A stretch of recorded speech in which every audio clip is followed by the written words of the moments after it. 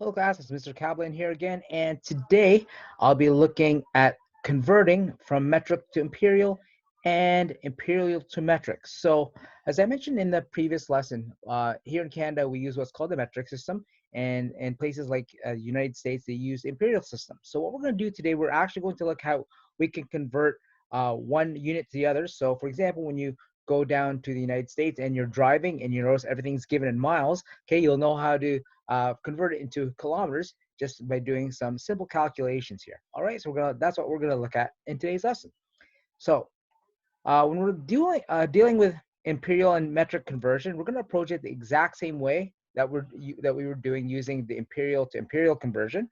So we're gonna use a chart, and we just need to know how to use a chart based on the conversions that are provided for us here. So this here is a conversion chart of how we can go from imperial to metric.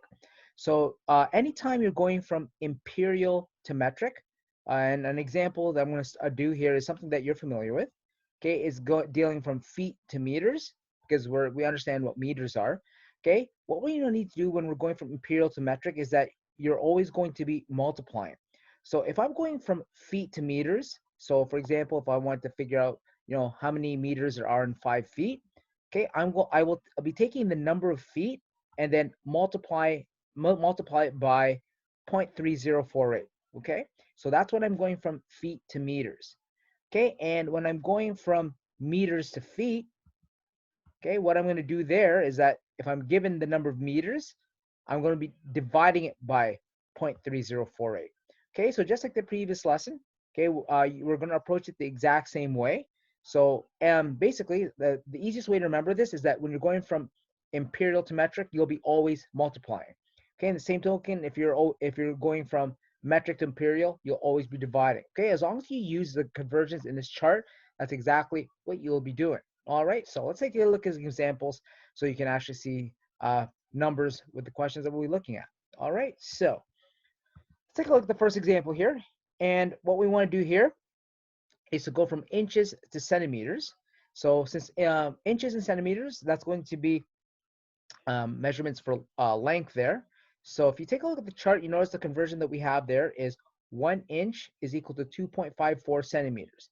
So as I said before, when you're going from imperial to metric, and remember inches is imperial, we're going to take the number of inches and then multiply it by 2.54. Okay, and when we do that, okay, that's going to give us a measurement there of 63.5 centimeters. All right. Okay, for part B, especially again for many students, when they hit 16, they get their beginner's permit and they start driving. Okay, and with more experience, you get to drive in the States. This is going to be a nice little conversion because when you're buying gas here in Canada, okay, the price that you pay is per liter. However, in the States, okay, when you're buying gas, it's going to be the price per gallon. So I want you to see again, when you're looking at the numbers, you can get a rough idea how much that is when you pump gas in the United States here. All right, so in this case here, we're looking at liters to gallons. Now, liters and gallons, okay, is a measurement of capacity, which is just another word for volume. So if you look at the conversion there, what we have there is 1 gallon is equal to 3.785 liters. All right.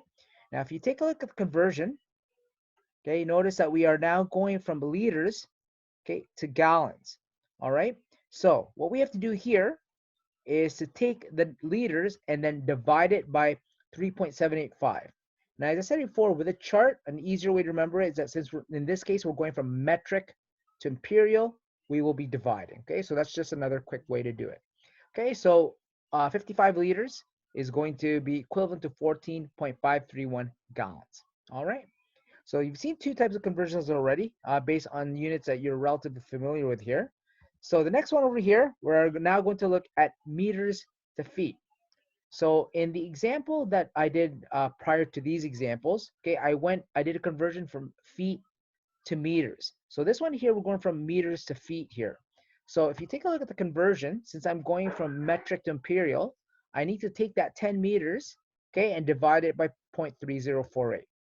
So when I do that, that's going to give me 32.8084 feet. Okay.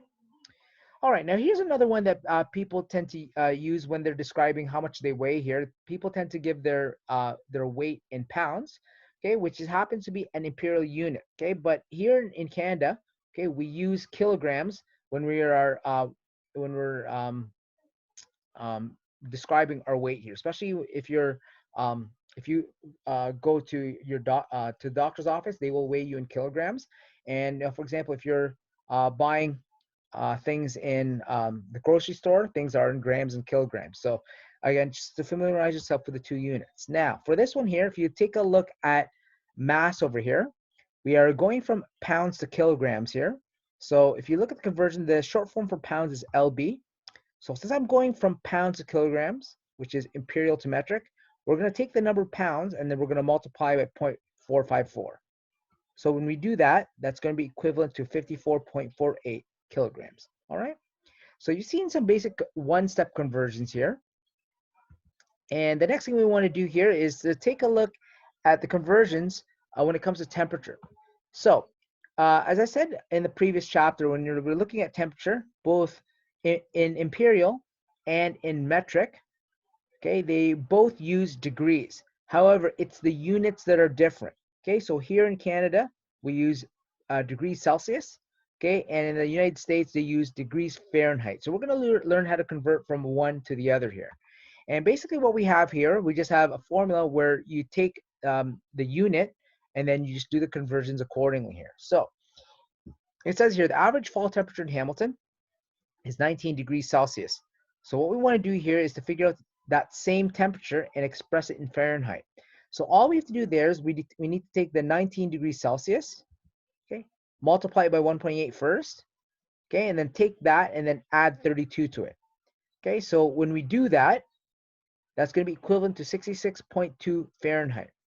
All right, that's why quite often when you give temperatures um, in Celsius to people or to our neighbors down south there, they tend to be confused in terms of what that temperature is. So that again, it just gives you understanding in terms of why they think that way. In the same token, when they give us a temperature, okay, the numbers are really really high. So that's just how the difference is when it comes to the conversions here. So for example, in Canada, when we're talking about summer weather, we tend to express our temperature like 28 degrees or 32 degrees in the summertime. Okay, now to the people that are using the imperial measure, that's a low number. To them, they think that's freezing. The reason why I'm bringing that up because for this conversion, you notice that it says here the average summer temperature in Orlando, Florida, is 92 degrees Fahrenheit. And when we're dealing with that, especially when we're going to Orlando, Florida, first thing you think of is Mickey Mouse. And what we want to do here again is to understand that when you see something in Fahrenheit, how that translates to our units, which is Celsius. Okay, and the way you do that is you take the degrees in Fahrenheit, okay, subtract it by 32 first, and then divide that by 1.8. So 92 degrees Fahrenheit in Orlando, Florida is 33.3 Celsius. Okay, so now you have a nice idea in terms of how you can do the conversions to figure out one unit to the other. All right, so the next one that we're going to look at here is we're now going to look at measurement lengths. And this question is interesting here because what I want you to see here is that with imperial measure, okay, they actually not only used different short forms, but they also use symbols in order to communicate the units. So it says here, blueprints for a new amusement park ride were prepared using imperial units. The axles are to be manufactured in a metric facility. The blueprints indicate the diameter of the axles to be 1 3/4, and you notice there's two apostrophes there. When you have the two apostrophes there and we're dealing with imperial units, okay, that's referring to inches. Okay, that's just the way they communicate it. If it was just one apostrophe, okay, then that would be feet. So what we want to do here is we want to figure out what 1 3/4 inches is in millimeters. All right. So as I said before, that represents inches. So in order for us to actually convert it, okay, we can't use fractions over here. So we need to take that fraction and then change that to a decimal, and then use that number in order for us to convert it. So the way we do that, we know it's going to be 1 inch at least, right? So the 3/4, okay, when you change it to decimal, all you need to do is take the 3 and divide it by 4, okay, and that's going to give me 0.75. So the total amount of inches for the axles is going to be 1.75 inches. All right. So what we want to do there is we want to take the inches and then convert that to millimeters. So if you take a look at your chart here, to go from uh, to go from uh, inches into millimeters, we have to use this conversion over here. All right. So if you take a look at that, notice that we're going from inches to millimeters. So what we need to go do there is to take the measurement there, okay, and then multiply it by 25.4. And that's exactly what we're going to do for that one, okay? So we're going to take the number of inches, multiply by 25.4, and that's going to give us a measurement of 44.45 millimeters, okay? So just remember, to go from imperial to metric, you're always multiplying, and to go from metric to imperial, you're always dividing. Okay, then again, that's just a quick shortcut on how to do it. Okay, last but not least here, let's do a gas problem. Okay, so one thing that you need to know about this question here, again, in just buying gas in general, especially in the United States, is that, as I mentioned before, they use a different unit. Okay, they are charging gas by the gallons. So when you take a look at the price, you might be taken aback because it looks expensive, but in reality, it's roughly the same thing. Okay, not factoring conversion, of course. So what we want to do here is for you to gauge an understanding of how the two are how the two relate to each other here. So in this question here, is the average price of gas in San Francisco is $4.39 per gallon. Now remember, here in Canada, okay, we pay for gas per liter. So you're going to see exactly how this works and how much this really is if we were to convert it using our units. So the average price of gas in San Francisco is $4.39, and we want to figure out the price per liter. Again, not factoring the conversion for the price here. Okay, so the way we're going to do that, we need to convert the gallons to liters first, and the easiest way to do that is we know that from our chart, if you take a look at it, it's that 1 gallon is equal to 3.785 liters. So I'm actually going to express the price per gallon, okay, as a fraction here, okay? And the reason for that is because the $4.39 per gallon is the price for 1 gallon. So we can actually just take the 1 gallon, okay, and then just substitute it with 3.785. And the reason for that is because the conversion is already within the rate there. So the way we can do that, when you take the 4.39 or $4.39, we're going to take that number and divide it by 3.785 liters. So now that we can do that, when we divide those two numbers into each other, $4.39 for 1 gallon would be equivalent to $1.16 per liter. All right. So you can see here again, when we're dealing with these kind of questions, okay, what you need to do in order to convert from one form to the other. All right. So that wraps up the 2 lessons dealing with conversions. So in the next lesson, we will start with the surface and area and volume of the different shapes that we'll be seeing in this chapter. So until then, see you in the next lesson.